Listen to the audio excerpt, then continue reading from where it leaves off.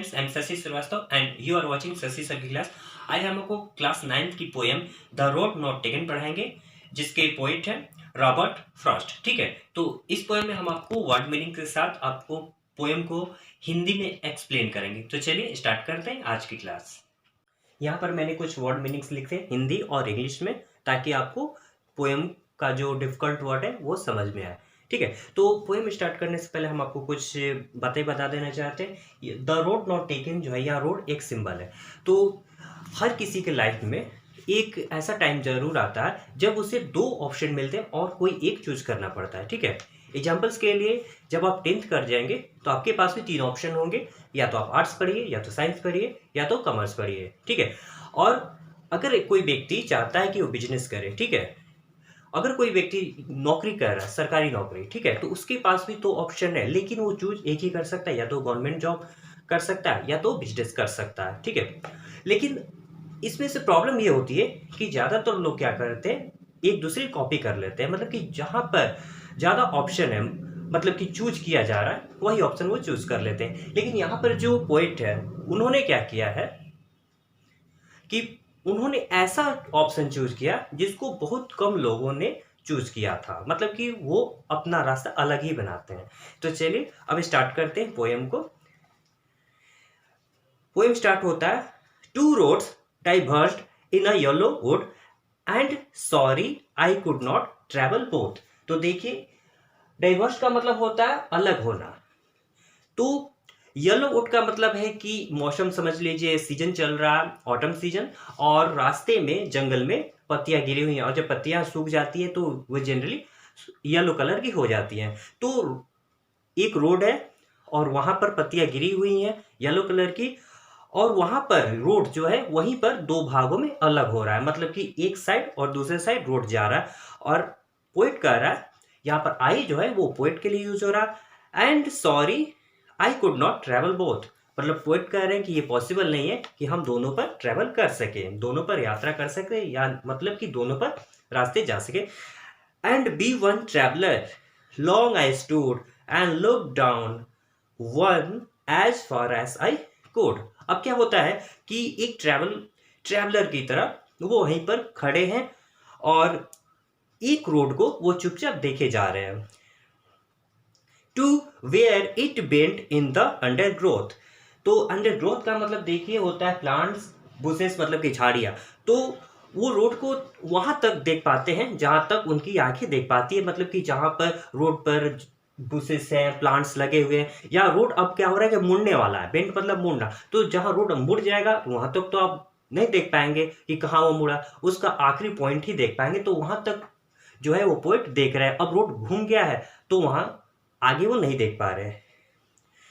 Then took the other just as fair. अब क्या होता है, उनकी निगाह अब दूसरे साइड पर जाती है। And having perhaps the better claim.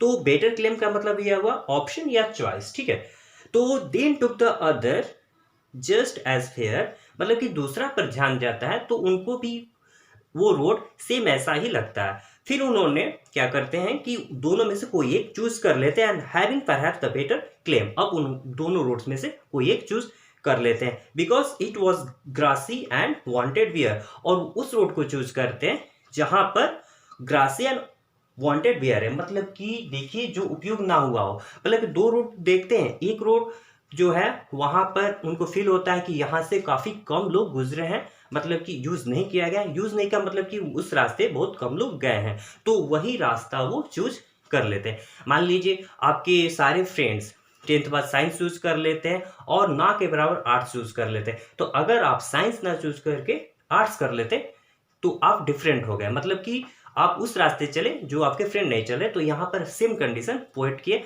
उन्होंने देखा कि इस रास्ते बहुत कम लोग चले, वही रास्ता वो चूज कर लेते हैं। Though as for that the passing there had worn them really about the same. अब क्या होता है कि जब वो रास्ता चलना स्टार्ट करते हैं तो जब पास करते हैं तो ऐसा उनको फील होता है कि ये रास्ता और जो रास्ता उन्होंने चूज नहीं किया, ये लगभग दोनों सेम ही है। आगे लिखा हुआ है, and both that morning equally lay in lets no step had trodden black. देखिए ट्रोडेन का मतलब होता है कुचलना, मतलब कि क्रैश करना, मतलब पत्तियां जो होती है ना उसकी बात बता रहे। यहाँ पर देखा इस लाइन में ये बता रहा है, देखा गया है कि उन्होंने एक चीज नोटिस किया है कि एक रोड पर क्या है कि लोग कम चलने की वजह से वहां पर पत्तियां जो है, लिप्स जो है वो टूटी फूटी कम है, और एक सड़क पर पत्तियां ज्यादा टूटी फूटी है। मतलब कि अगर आप किसी रास्ते पर चलते हैं तो वहां पर जो भी चीजें गिरेंगी उसको आप दबाते चलेंगे, और एक जगह पर अगर लोग नहीं चल रहे हैं एक रास्ते पर तो वहां पत्तियां जैसे हैं वैसे ही रहेंगी। ये नोटिस करते हैं poet. Oh I kept the first for another day. अब उन्होंने ये कहते हैं कि ठीक है हम एक रास्ते तो चले गए, लेकिन हम किसी दिन फिर वापस आकर ये दूसरा रास्ता जो हमने चूज नहीं किया उस पर आके चलेंगे।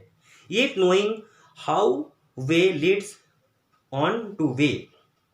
ठीक है, आई doubted if I should ever come back. तो उन्होंने ये डिसाइड करता है कि पोएट ये डिसाइड करते हैं कि वो किसी अन्य दिन आकर ये दूसरा रास्ता चल लेंगे, लेकिन उनको डाउट ये भी है कि क्या ये पॉसिबल हो पाएगा कि हम एक रास्ते पर अगर चल दिए आगे बढ़ गए तो हमको क्या मौका मिलेगा फिर वापस यहाँ तक आने की और दूसरा रास्ता चूज करने की। वो इसके बारे में नहीं जानते। ठीक है, उनको डाउट है। आप खुद अपने एग्जाम्पल्स ले सकते हैं। अगर आपने 10th के बाद साइंस ले लिया, कुछ साल पढ़ाई कर लिया, तो पॉसिबल है कि फिर आप वापस आर्ट्स में आ जाए। अब आपको अपना फ्यूचर साइंस में देखना होगा। I shall be telling this with a sigh. अब उन्होंने शैल का यूज किया, मतलब कि अब रास्ते चूज कर लिया, अब इसका इम्पैक्ट फ्यूचर पे क्या पड़ेगा, सही पड़ेगा या गलत पड़ेगा ये तो नहीं पता। तो वो पोएट बताते हैं कि I shall be telling this with a sigh. Sigh मतलब होता है डीप ब्रेथ, मतलब कि उन्होंने रिलीफ के साथ, राहत के साथ, जो भी होगा, जो भी डिसीजन उनका सही और गलत होगा वो उनको बताएंगे कि ये उनका डिसीजन कैसा रहा। Somewhere ages and ages hence. ठीक है, two roads diverged in a wood and I took the one less travelled by and that has made all the difference. Hence मतलब होता है in the future.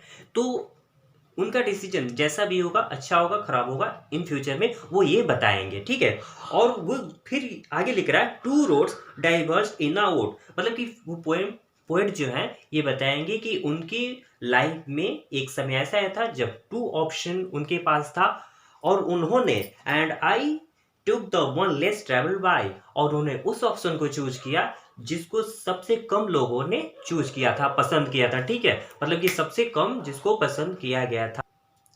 Last line लिखा हुआ है and that has made all the difference. इसका मतलब ये हुआ कि उनका ये जो डिसीजन था यही उनको बाकियों से अलग बनाता है। तो इस तरह से हमारा ये जो पोएम था यहाँ पर समाप्त होता है। तो इस पोएम से हमको ये सीख मिलती है कि जरूरी नहीं है कि जिस रास्ते पर सभी जा रहे हो, मतलब कि जो ऑप्शन सारे लोग चूज कर रहे हो वही सही है। आप वैसे ऑप्शन भी चूज कर सकते हैं जो आपको पसंद है और आप उस पर सक्सेस भी हो सकते हैं। तो चलिए, हमारा पोएम यहाँ पर पूरी तरह से कंप्लीट हो गया। अगर आपको किसी तरह की कोई प्रॉब्लम है तो आप कमेंट बॉक्स में लिखकर हमसे पूछ सकते हैं।